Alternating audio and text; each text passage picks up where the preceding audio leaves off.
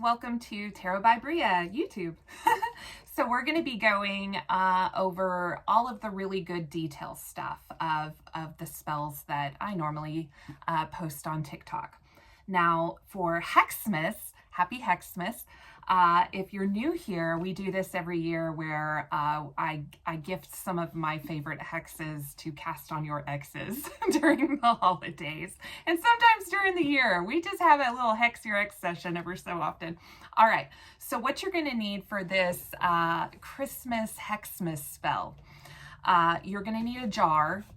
Any kind of jar will work, but you want to make sure that we're working with a clean space when we're doing witchcraft, because everything has an energy and kind of a residue left behind. So we don't want you to get some Tupperware that you had spaghetti in last night and for your spell to suddenly have spaghetti energy, which may somehow affect something negatively. I've never worked with spaghetti, but I can imagine how that would create some confusion in what we're layering and creating here. So jar, clean, not spaghetti jar, just a piece of paper, and then I want you to write down the name of the person that you're really wanting to separate. These two people's names, I want them written on the paper.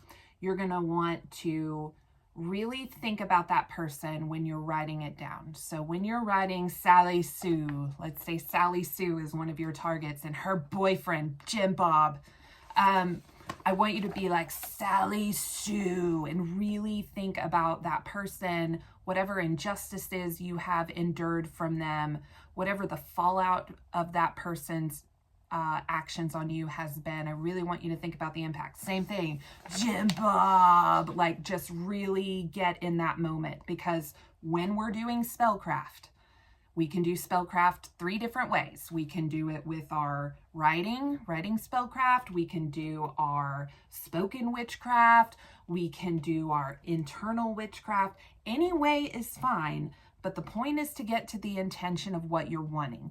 If you're just doing steps and thinking about groceries, or I doubt this will work, or I wonder if I'm writing this pretty enough. If that's where your focus is, you're just doing things. Witchcraft is the intent. It's what I want to happen. Just like when you pray. If you were praying a grocery list, that would be weird. And it probably wouldn't get you what you were asking for. It's the same thing with witchcraft. So we're gonna write it down. We're gonna put these names in this jar. And now what we've created is an environment for our targets. And now we're going to change the environment around our targets. So what you're going to do is you're going to go out and you're going to look for things that are in decay. Hi, this is normally a plant that has these beautiful purple flowers on it. And as you can see, we've hit into the dead of winter. And so I'm going to be taking some of these decayed parts of this plant, and let me zoom in so you can see which parts I'm talking about. It would be the ones that were flowered at one time. Okay, this one's a little further down, and this is my this is some decayed rosebud heads, so we're gonna take that. More leaves, a feather, which is freely given but still lost. Those are good additions to target jars. I've gathered all my materials, and we're going to be going inside now and then adding that to our new environment that we've created for our target. Your targets have been selected, and we want to tear this relationship apart. So what we're going to do, again, we're going to put our targets in an environment of our choice. Hold it one more. We're going to put that in our jar, and then we're going to add our items. Now, in this YouTube video, I want to talk a little bit more about the items of my selection and really how this spellcraft works.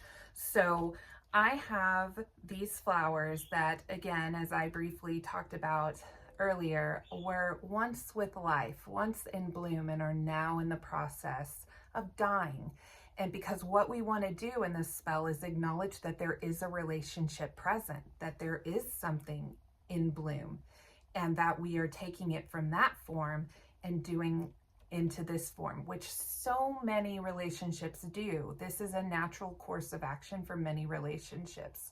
We're not throwing something insane out into the universe. We're just playing with possibilities that are already out.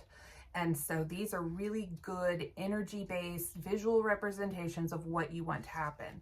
And so I also have a lot of leaves. Now, I don't want to put whole leaves into this environment. I don't want the relationship to be whole. So what I'm going to do is I'm going to crush it. Oh, crush, crush, crush. Put it in my jar. Sprinkle, sprinkle, sprinkle. Crush some more. Make sure it's all, I don't have any whole leaves in there. There we go. Okay. And keep crushing. Okay, perfect. Now, I'm also going to add a feather because, again, look at the state of this feather, right? At one point, I'm sure it was perfectly groomed and in place and used for flight and was very purposeful. And now it is freely given, meaning I didn't take from something to make a negative thing happen, because what does that do? It throws off balance, right? This was freely given. It was for my taking. And so I don't want to pluck this out of a bird, then I have taken something to take something from someone else. I don't want to do that. And when people ask me why don't we want to do that? Well, because if I took this from someone, then there is an imbalance. I have taken.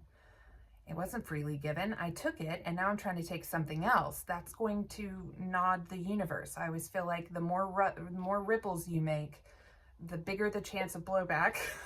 And for the universe to go, what are you doing? Now you're making a problem for me. That's why we just work with what's available. We're just playing with what's on the field. And so this was freely given. It is in a state of disarray. It was once probably beautiful and perfect, and now it is not. And so another really good addition to the jar. Now what we do is we close this jar and we create the chaos, right? We hold it, we create the chaos, we really think about all the things that we want to happen to our targets within this environment, and then we keep this jar closed and we place it somewhere in the dark. Why? Because we don't want the light of this coming to anyone that we've created this. So I say keep it in a closet, keep it in a drawer, keep it somewhere dark. We absolutely do not want this to see sunlight, and we don't want to open the jar. What happens if it sees sunlight or it opens the jar? Then the spell is cleansed, because this is baneful. And if we're going to put it in the bright, beautiful, cleansing sun, or if its existence becomes aware by someone else, then the secret kind of shrouding and protecting it, the intent of this background, is going to be hurt.